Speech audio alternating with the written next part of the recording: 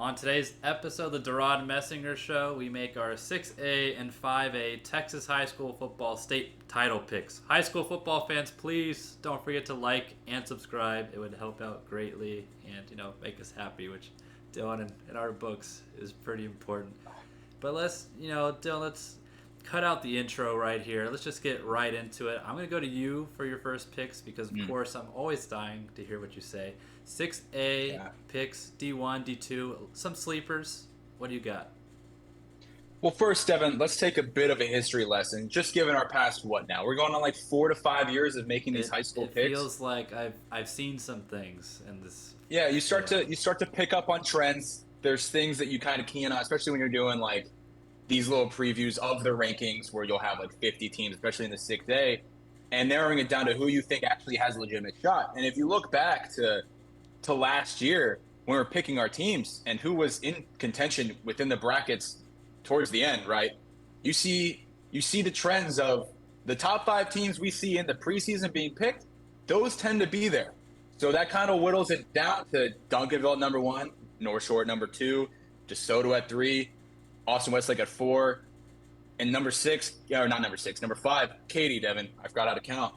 So out of those 5, that's really like the contenders you're looking at. And obviously the first one that just jumps out is last year's title winner, Duncanville, Devon. They're going to be who I presume to win the 6A D1 championship again, coming off of their win or state title win last year. Finally getting the monkey off their back, Devon. Coach Samples taking down North Shore. Samples, yeah. It's got to be one of those things where, as like, if we're talking like a UFC fighter or something, the moment you can beat that one guy that's been in your head this entire time, you've broken the cycle. And I'm taking a psychological look at this, and I just think with just that win, it could start rolling for Duncanville here. Plus, they're returning Caden Durham, Devon, who's one of the best running backs in the state, as well as defensive end Colin Simmons, who I know you were ranting and raving about all of the time, and a returning player in QB Keelan Russell, who's a dynamic quarterback, Devon, at the helm. So this is still a team that has its playmakers from last year and a lot to ride on off of that. I mean, they're going to be young on the defensive side, but like we just talked about, they still have Simmons. They still have guys in the linebacking group. They're still a ferocious defense. It's going to be very hard to score more than 10 points on. I got to go with Duncanville here. Yeah, Dylan, why are you stealing my thunder? I mean, to just get straight to the point yet again, I also have Duncanville in that D1 bracket. Now, of course, Dylan, as you were saying, this is open to other teams taking. Also, though, like you said, it tends to be, 3 to 5 teams that are really in contention in all actuality that make it really deep in the playoffs. Of course, we won't know the answer to that until later. But Duncanville is primed and ready. As you said, all those names that Colin Simmons, Caden Durham, DeCorian Moore, another great receiver that is going to be probably coming up on a commitment the next year, hopefully for Longhorns fans to UT. But, to all the other schools watching, you guys can be graced with that too, at least that hopefulness. But Dylan, you said it. They finally broke the floodgates. Good for Coach Samples. Maybe this, sets the tone going forward. They don't have to be scared of losing again, in the title game. They got that one win that they needed. They don't have to fear that the streak continues. They've done it. It's all good. So I'm going Duncanville there too. But yet again, when looking at these rankings for all the classifications, it was a really tough year to pick all these. But with that being said, Duncanville, that's going to come back to bite me, Dylan. But Duncanville, barring injuries, knock on wood, everybody. Careful, don't say things you can't looks back up. Like the most sure pick. Why do you even say that? In D2 time. Go to the other part of Dallas, not too far away. Dylan, shocker potentially. Dave Campbell's is high on them, though. They're number 3 rated team in the country. I have winning the D2 bracket yet again. Once again, I have DeSoto here. Yes, they lost Jonte Cook, and that is going to be a big blow, but they still have quarterback DJ Bailey, who, if you just look at him during a game, Dylan, or even a highlight tape, of course, you're going to get the best of things. But if you're just looking at, the body of work, quite literally, you're not seeing a Tom Brady, 6'5" guy just standing in the pocket. DJ Bailey is a little more of an undersized quarterback, more of like a Russell Wilson-esque in terms of size. But this guy knows how to get the job done, especially in the playoffs. He's led DeSoto, as I said, to that title game and title victory last season. But also, he's been part of that trend, as we were talking about Duncanville, is that he's part of that DeSoto squad that has turned the corner and showed DeSoto how to win once again. So I'm high on him. And then I always mispronounce his name, so my apologies if I do. Dylan and I are just prone to that. We're trying, though. It's not for lack of effort, let me tell you that. But running back DeAndre Ryden, it could be Ridden, but I'm going to go Ryden.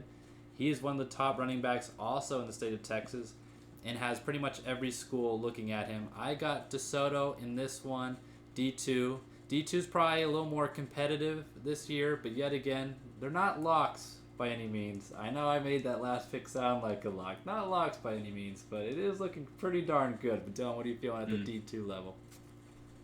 Yeah, I would say that it's very difficult, Devon, to pick the title winners from last year and expect them to win again. That sounds like a smart pick. I feel like you can only get away with just picking maybe one. And in my case, I'm going with Duncanville as the more sure thing, to use your words against you, the more sure thing to win their bracket. Whereas DeSoto, they could get away with not playing Duncanville, obviously. They were in D2 last year. They could be slated again for D2. I know when we're making these picks, we're trying to pick D1 and then D2, so not necessarily picking the top two teams because, for us, we probably pick Duncanville and North Shore, but they're going to play each other presumably in the playoffs. Yeah. So who do you have at D2 though? If you're gonna, I'm breaking it down. All right, and then you're looking at. Listen, Devon. Then you're looking at Westlake, and I will say, Austin Westlake. This is one of our teams in the sense of we've covered them quite a bit. We're pretty zeroed in on what's going on there, and it feels like we lost something here, Devon. Jaden Greathouse went to Notre Dame, and that is somebody that we saw play as a freshman and then up to his senior year. So it feels weird not being able to, talk about him on this team and all the other players that they have. And again, they have a rushing attack led by Jack Kaiser, offensive lineman Taylor Nape, Devon. Maybe I'm messing up his name as well. Kaiser, but yes. Yes. Guys, there you go. So we're really good at that. But I don't trust the team like I normally do going into the season, where it's like, oh, Westlake, this defense is so dominant. They have a sure-handed quarterback or a five-star quarterback at that with a high-powered offense with great receivers. It doesn't feel the same this year. So I'm not going with Westlake either. And then Katy is just so incredibly young. They just lost running back Seth Davis, Mississippi State. Not a lot of confidence in that group, just how young they are. They could very well shock expectations, but just going into the season is not something I want to hedge my bets on. But then, Devon, I want you to name the one team who lost twice in their season to Duncanville and North Shore. Those are the only two losses in the regular season. Duncanville and North Shore? Was the North Shore loss in the playoffs? I believe so. Oh boy, could be wrong. That's I've good. been before that, but I could be guessing for a minute before I get the correct answer, so I'm just gonna cut back to you here. Evan, my D2 pick, presuming if they make it or they get slated into D2, okay, I'm going Spring Westfield. Oh, okay. They're coming off a very good year. Like I said, 2 losses. They have a dynamic running backs like tailback with Taji Atkins, who had 12,090 yards rushing, Devon, and 440 reception yards with 25 total touchdowns. So he's a do-it-all back. They've got a great offensive lineman with Raekwon Bell, who's 6'4", 315 pounds, Devon. And honestly, the biggest thing with them and the reason they're slated at 6th rather than higher up in the list is that question mark at QB. And not to, shout out any universities or players, but PJ Hatter, Devon, signed with Texas State, go Bobcats, and he's no longer with the team anymore. So that is the question mark with this team. But everything else, I think, shows that they could be have a solid chance at that to win their state title, Devon, as well as on the defensive side of the ball. 6A co-defensive MVP, defensive end Bryson Balka, Devon, returns, who can disrupt plays like no one else on that defensive line. So that defense looks great as well. I'm going a little bit outside the box, maybe outside of other brand names, but I really like Spring Westfield this year. No, they're always one of those teams that they've kind of been like a DeSoto in years of late, where a powerful team, of course, and they're highly rated, but just, round maybe 2 or 3, they just just kind of lay an egg. But maybe Dylan, this is a year where they kind of pull that DeSoto and get past the expectations. Yet again, we'll see. But I'm just not liking the Dallas hate over there, the anti-DeSoto pick. DeSoto fans. I'm not hating on DeSoto. It's very unlikely they repeat. No, it is probably unlikely, but that's why we get preseason title picks, right? Now, the fun part, Dylan, we got our 6A sleepers. We're not going too in depth here, but just looking at the rankings, picking out some teams that, of course, weren't top 2 ranked to get the job done. And as Dylan said, the hard part about high school football is if you're not ranked really in the top 5, the chances of you winning a state title, especially at that top level, is so difficult. But in years past, we've seen the teams that we've ranked as sleepers at least make, as Dylan was saying, some kind of sneaky attempts at a backdoor state title victory. Of course, it's hard to get done, but maybe this is the year where they get things done. Speaking of getting things done, Dylan, sleeper number 1, I got 7th ranked Vandegrift. That was a surprising team from last year. They made it all the way to the title game against DeSoto. They're losing plenty of pieces, so that is the concern for the Vipers. But Miles Coleman, Dylan, shout out UNT. We got the UNT commit. Miles Coleman is leading the way. Maybe the most underrated receiver / weapon in high school football. So that's one sleeper. Another sleeper who's always a sleeper, at least as of late, number 8, Southlake Carroll. They got the Georgia Tech quarterback commit, Graham Knowles, and then Jacob Jordan as well as a talented receiver. It's a good, tandem to watch out for. Knowles didn't get too many snaps for Southlake in terms of he did replace Caden Anderson after an injury. But Dylan, when you're kind of thrust into the scene, they don't trust you too much yet. You got to get that spring practice, the fall camp before, the training wheels come off. So this will be his first season as the guy coming into it. And then another, kind of these 3 schools are kind of in the same class. I got number 11, Lake Travis. Now, let's be honest, Lake Travis last year, very disappointing. Let's get that out of the way. The athletes, in terms of talent, just Dylan, in terms of the teams we've seen in the past, just did not compare. But the thing for Lake Travis is last year's team was pretty young. This year they're returning 15 starters, which for a 6A class is actually pretty high. So they're a little more of a deep sleeper, but of course everyone knows of Lake Travis. Now, Dylan, what are you thinking, and who are your sleepers at this level? Yeah, it's tough. Just looking at it, when I'm picking a sleeper, I don't like to go with the one that is losing a ton of starters, a lot of seniors graduating. I still want to see the experience. So when you're looking at a sleeper and who would be a good pick, because ultimately we're picking a sleeper because we think they're going to go deep in the playoffs. And I feel like the most sure bets in those type of instances are picking the ones that surprised last year and have a ton returning this year. And so the first one that pops out, and again, what I was trying to say was that 7 through 11 that you highlighted, you talked about Vandegrift, Carroll, and Lake Travis. With Vandegrift and Southlake Carroll, they're just losing quite a bit of starters, and they have just inexperience just throughout the team and some holes that they got to fill. So the one that I was looking at outside of it is number 15, Devon, Louisville. They've got running back Viren Ellison and QB Ethan Terrell, who will both be returning from last year. So they've got the experience that I was talking about. And they're behind a solid offensive line as well, which is very important.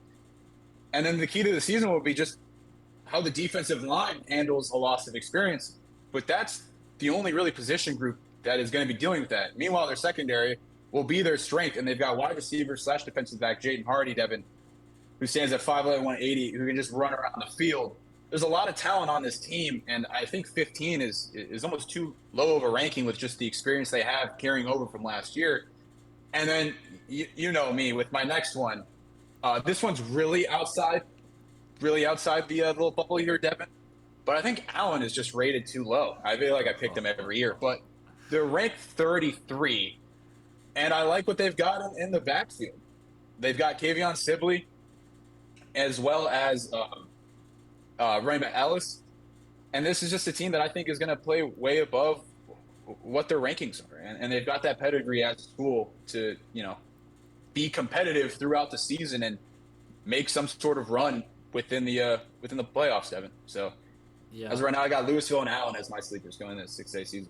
And Allen definitely has facilities and athletes. I mean, with a student body that big, it's hard not to find somebody that's skilled at Yeah. football. But of course, the question marks there are quarterback. They have some quarterback turnover Sure. going on, and then the coaching staff seems to change every couple of years. But it's high school, you get a good coach in there. It's magic seems to happen a little earlier than you'd expect it to. Now, Dylan, I'm going to 5A level here, 5A D1. Yet again, this is not going to surprise anybody, so my apologies to the lack of surprise. But I would be a foolish man, Dylan, very foolish, to pick against this team. Number 1 ranked in the preseason, Aledo.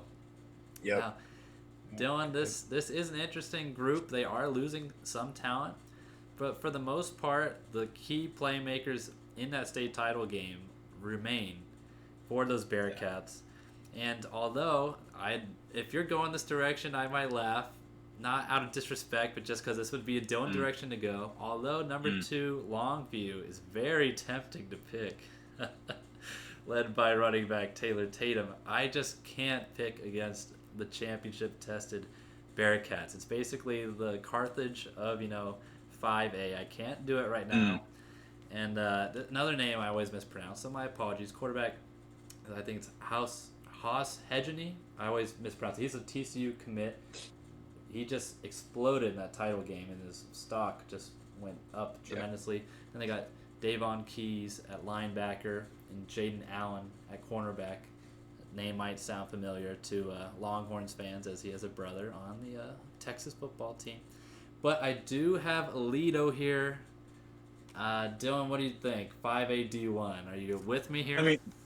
I mean, Devin, you know me too well. I saw Longview sitting at number 2, and I'm like, I already feel like I need to pick them, just because I love picking them no matter where they're at within their division. But when I'm looking at it, Devin, I mean, losing Jalen Hill to Alabama, I think that's a huge loss. And even though they do have running back Taylor Tatum, who's a hard commit to Oklahoma, and the number 1 running back in the 2024 class, it's still tough. Like, they're returning a lot of stars on defense, but it's just a quarterback situation. And when you're picking like the clear cut, who's going to win the state title, you don't want question marks.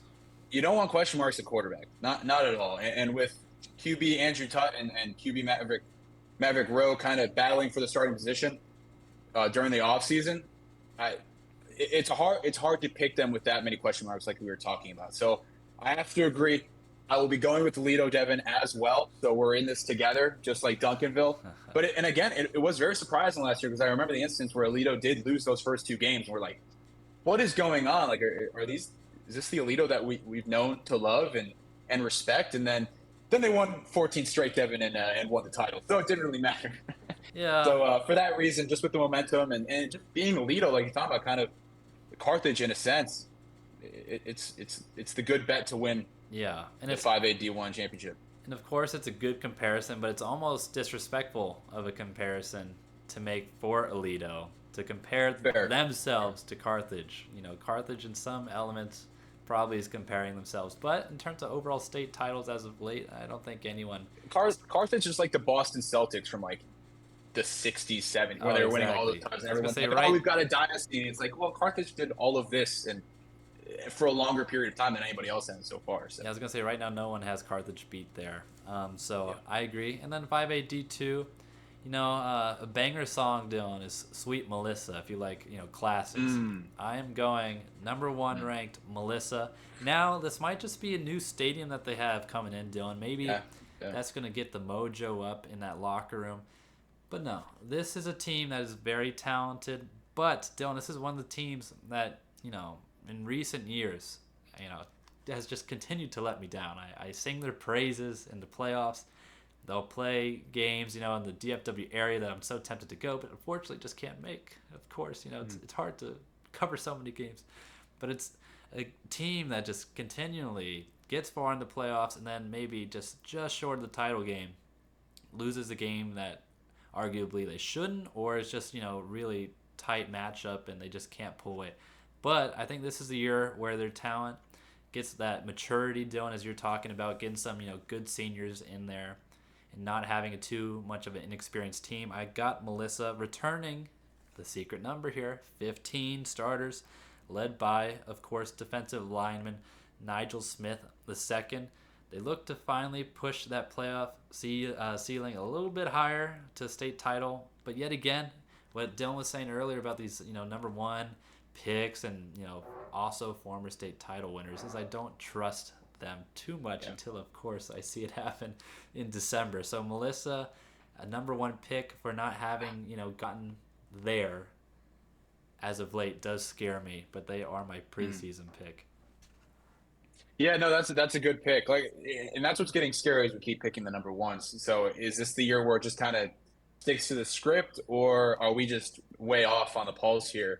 And talking about kind of Melissa Devon letting us down, I know in my instance I picked like Lovejoy to win it all last year, and that did not work out Oh, at all. Even though Lovejoy is a I'm team to still watch out high, for. still high in them Yeah, leopards. Yeah.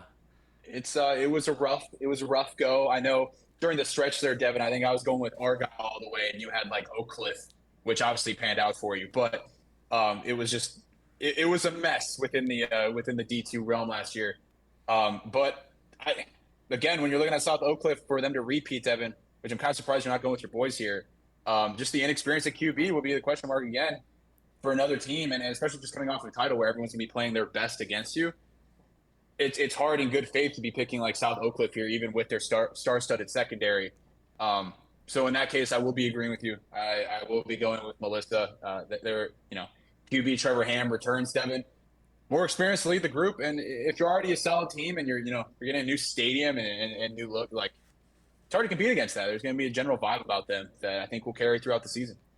That's very fair. Now, of course, everyone's favorite, the sleepers in this are a little bit more interesting. They're kind of sprinkled in between the divisions. I didn't necessarily keep them by division. But ranked number 19, the first one I have is Lake Belton. Now, this is a team that was great last year. Of course, fell flat of maybe what you'd want to see in the playoffs. But they have the ingredients, Dylan, to make something happen with wide receiver Micah Hudson and then cornerback Selman Bridges. Those two are arguably the best players in the state of Texas. Of course, maybe not one or two. You could definitely argue maybe top 5 or top 10. But anytime you got that sort of talent on one roster, you are very tempted to pick them. And they're ranked 19, so that made me even want to pick them more. But we'll see about Lake Belton. Yet again, they are such a new team, only being in the UIL for now a couple of years, if last year wasn't their first one. I think last year was their first season that they were able to compete in the playoffs as a UIL team, which just says something. So we'll see how they turn out, but sleeper pick, at least enjoy them in the playoffs. If they're in your area, go watch them. Then I got number 7, Frisco Emerson. They're returning 22 starters apparently. I don't even know if that's possible, because that's insane. And you add in, I believe, Dylan, you might be able to confirm or deny, they're adding the Allen transfer quarterback Michael Hawkins, who is one of the more highly sought after players in Texas as well at the quarterback position. So that's another team to watch. And then Dylan talked about them briefly a minute ago. It would be, just not right if we didn't mention Lovejoy in a video. Number 8 ranked Lovejoy. They have a ton of players that are talented, big recruits. I'm only going to list maybe 3 here, but they have way more than that. They got wide receiver Parker Livingstone, the Texas commit Dylan. Then another wide receiver that is a little bit younger. I believe he's now a junior. Dalen McCutcheon, another guy that has all the offers that you want. And then linebacker, Dylan, you might want to plug your ears. I think he goes, or is planning to go to Ohio State, but Peyton Pierce at linebacker. It's just a nasty group. But yet again, they've kind of faced what some of the other teams have faced, such as DeSoto, where they've got those high expectations and then they go deep into playoffs and just haven't been able to, take the next step. Can Lovejoy pull off a DeSoto move? We'll see. Dylan, what do you got for a sleeper? Yeah, crazy enough, Devin. It looks like we're going to be riding with Frisco Emerson this year, because I also had them. That really stood out when they were returning 11 players on offense and 11 players on defense, which feels unheard of. Yeah, and it almost sounds like if you're typo. riding with experience. Yeah. Well, maybe it is, and they're only returning 1 on each side, so we're just going to look like fools in that case. But lots to like there if that is the case, and they got a ton of talent from last year, Devin. Obviously, from the numbers, So they'll stack up very well with another team, which in a division that could be pretty wide open outside of Melissa. If Melissa were to have kind of a hiccup along the way, this is a team in Frisco Emerson that could have a chance to make a deep run. And then on the other side, Devon, I went with PSJA North. They went 12-1 last season, and they're returning 11 players on offense and 10 on defense. So they're one away from pulling Frisco Emerson numbers. And their opening game against PSJA, not North, and QB Jamie Lopez for PSJA, who can sling the rock within an offense. That will be interesting to see just how North handles this. If they were to win this game, I think it could be a sign that this is a team that might have a chance to make a run against teams like Longview, College Station, and Lancaster. So we'll see, Devin, but that's who I'm going to be hedging my bets on in the sleeper room. All right, now we got 6A picks, sleepers, 5A pick sleepers. But of course, more importantly than our picks, who do you have winning 6A and 5A? At least your preseason picks. We won't judge you if you change it later. Dylan might, but I'm pretty well received. I'm tracking all of this, so if you put anything in the comments, I'm writing that down, and I'll be messaging you back later. He's gonna have his list cut out for him. But please don't forget to like and subscribe for more content. We, of course, hope you have a great rest of your day.